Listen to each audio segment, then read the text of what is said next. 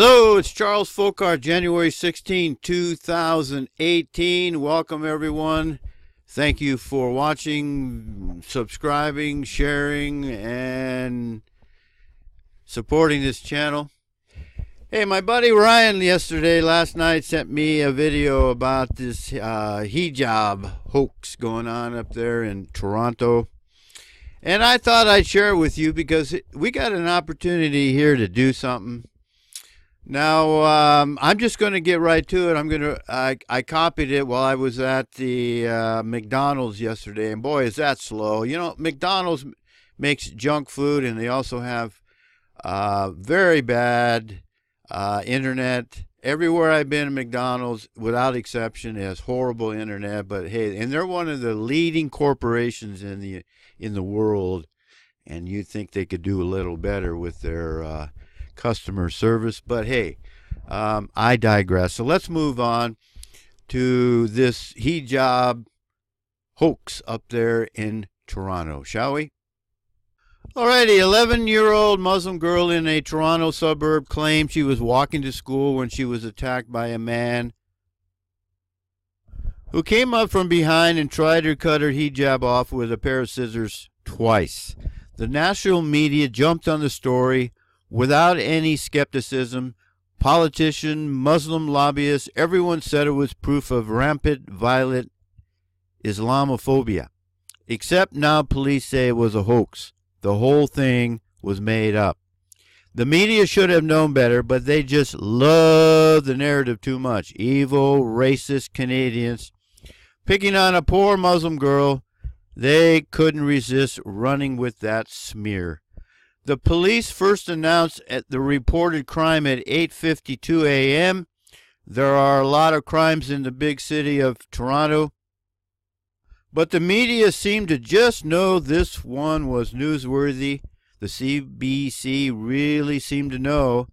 They had someone write up a story just 25 minutes later. That's pretty amazing. How is it physically possible for the CBC to learn about this crime, decide it was important enough to cover, dispatch a reporter, check the facts, and write it, and then publish it in 45 minutes?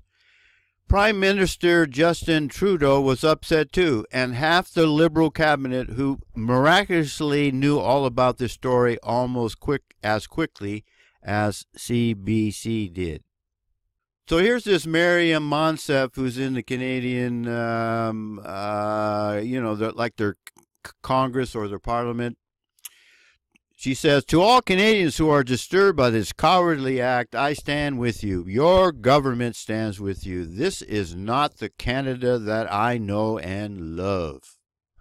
And this white woman in their Parliament, or I'm sorry, I have to apologize. I'm not familiar with Canadian system, but she's also in the Parliament there, and she says she got to jump in there too. You know, the best way, this is just too much to resist. The best way to help Khawlah is to stand up against racism and hatred, and to work even harder to be inclusive and kind. Don't you love it? You know, if you don't put up with all this, anyway, I don't want to go there. Let's just stick with this, shall we? So all the official people took the opportunity to condemn Canadians as racist. But then came the inevitable.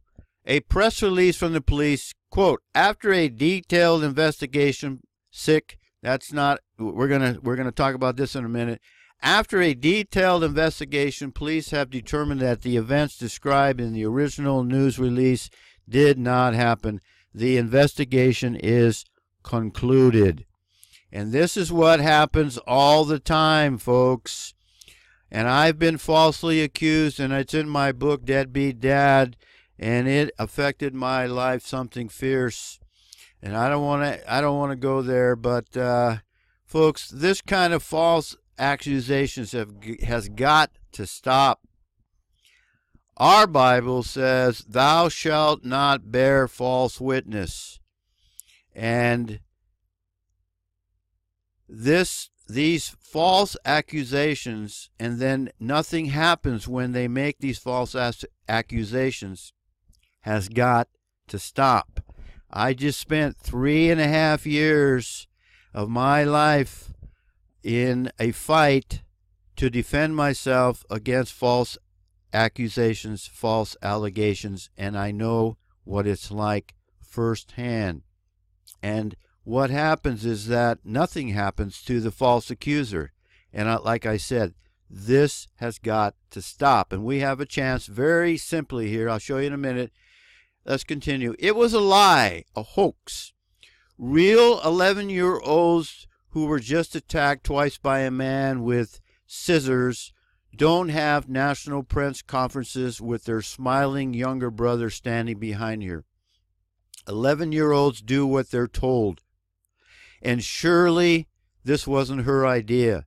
She was surely put up to it by her lying, hoaxing mother, who also spoke at the press conference wearing a full face obscuring niqab.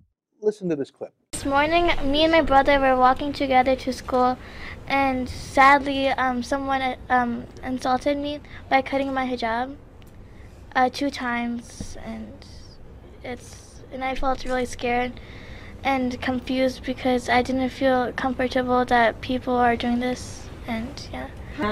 This happened one time, and then did you scream? Is that right? Or? Yes, I screamed. And what did the man do? The man, he just ran away. And then, is it right that you crossed the street after that? Yes, we followed this crowd of people to be safe. So. And then, did the man come again, or was that the last you saw of him? He came again. And what happened when you saw him again? He continued cutting my hijab again. Did he say anything to you? All that he had to do was smile. He just smiled and ran away. I feel this is terrible, and I do not like it, and I feel like this should stop, and yeah. What would you say to that man if he's watching you right now? I think what you're doing is really wrong. You should not act like this, and especially I'm a kid, and yeah. I got a call from the school, and I was just very sad, and I came to the school right away. I'm just so happy she's safe. But this community is so supportive. The principal, the school, and everyone's been so supportive. And yeah. So the girl screamed. Interesting, the girl, her brother, and her mother all have different last names. Are they part of a polygamous family?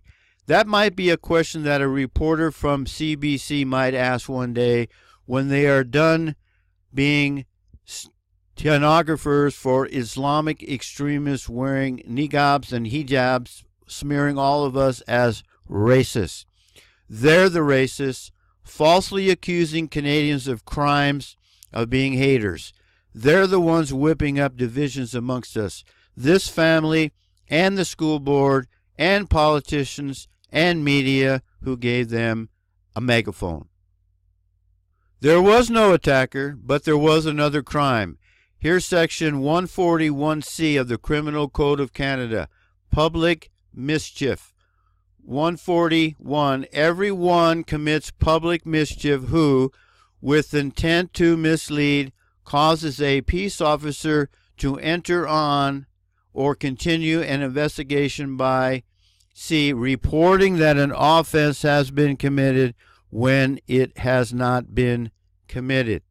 The girl's niqab-wearing mother, Saima Samad, told police that an assault had been committed when it had not. She misleads the world. She misled the media and politicians and the school board. That's corrupt, that's unethical, that's lying, but it's not illegal. What is illegal is lying to the police to get them to start an investigation. Saima Samad has to be investigated for this hoax. She has to be. Please sign my petition below if you agree. And as you can see, it's a very simple petition. We demand the Toronto Police Service investigate Saima Samad for misleading police by lying about her daughter being attacked for wearing a hijab. will you sign? You just need to put your first name, your last name, and an email, and then you can add your name. I'll put the link below this video. Folks, very simple thing we can do. Let's flood these people, the Toronto Police Department. Let's make them do their job. Let's make them prosecute these lying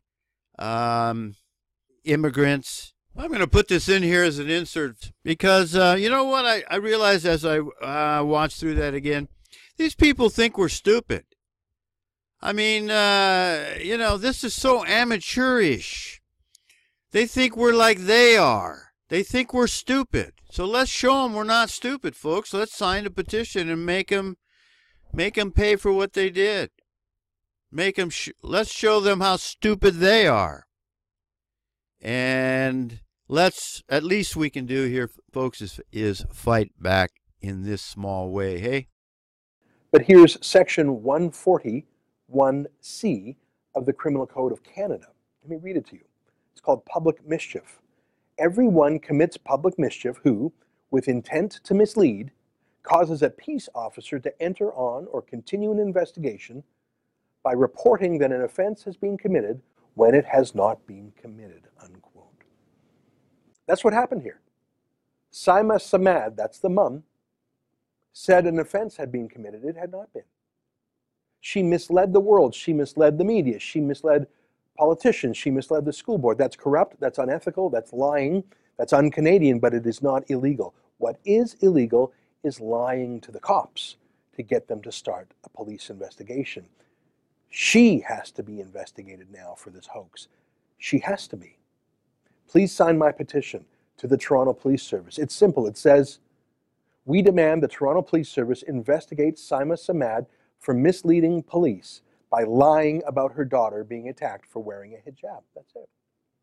You cannot smear a peaceful, generous, tolerant country like that with your cowardly niqab hiding your face as you do it. That's just right and wrong. This woman broke the law too, though. She lied to police, and she should be charged with it. Go to hijabhoax.com, hijabhoax.com, and sign the petition. We will deliver it to the Toronto Police Service. You can't smear Canadians as racist and lie to the cops. Not in Canada, you can't. Go to hijabhoax.com. I'm outraged at this insult against Canadians, but I'm more outraged at the law breaking. Sign the petition. We need this woman investigated. You can do, folks. I'm going to do it as soon as I get down to the library and upload this video. Let's keep these Toronto Police Department and the prosecutors there. Let's keep their feet to the fire. And, hey, maybe we'll get an apology from Justin Trudeau and all the rest of them that jumped on this bandwagon. Maybe